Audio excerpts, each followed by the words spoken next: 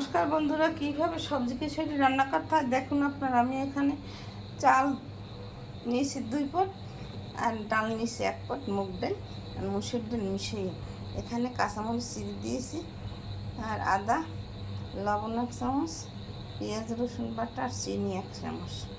আর এখানে সবজি কেটে নিয়েছি, পাঁচমিশালি, আলু, পেঁপে, বেগুন, কাঁকড়, পটল। এইখানে আমি মশলা নিয়েছি, জিরা গুঁড়ি, ধনের গুঁড়ি আর গরম মশলা। আর এখানে কাজু কিশমিশ আর গরম মশলা আস্তা আর একটা তেজপাতা। এখানে আমি কড়াই দিয়ে দিয়েছি, কড়াই গরম হয়ে গেছে। এখন তেল আর ঘি দিয়ে দেবো। এখানে আমি ঘি নিয়েছি, নিজের হাতে তৈরি করা ঘি আর তেল দিয়ে দিয়েছি। ঘি গরম হয়ে গেছে, 2 চামচ ঘি দিয়েছি, 1 চামচ তেল দিয়েছি। এখন কাজু কিশমিশ, গরম মশলা, লবঙ্গ, তেজপাতা একটু ভেজে নিতে হবে ঘিতে।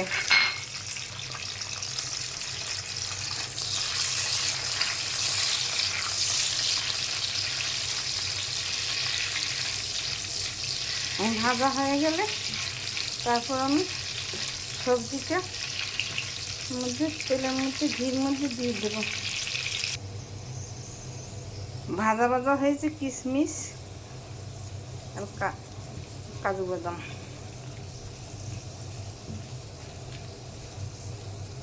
দেখুন কত সুন্দর দেখতে লাগবে। এখন আমি সবজি দিয়ে দেব।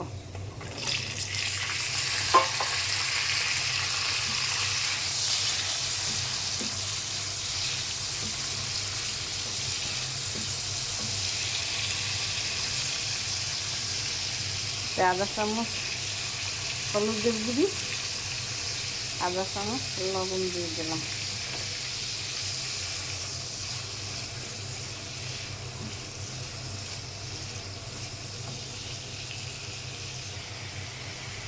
এখন চাল দিয়ে দিয়েছি, সেই সবজিটা ভাজা হয়ে গেছে। তার মধ্যে চাল দিয়ে একসাথে করে ভেজে নিতে হবে 5 মিনিট। তারপর পরিমাণ মতো জল দিয়ে দিতে হবে।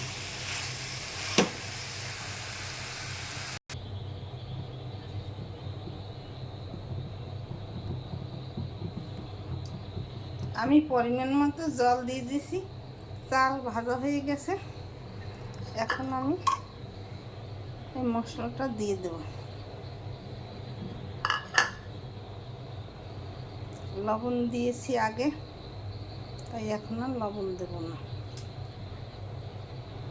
এখন ঢাকনা দিয়ে ঢেকে রাখবো।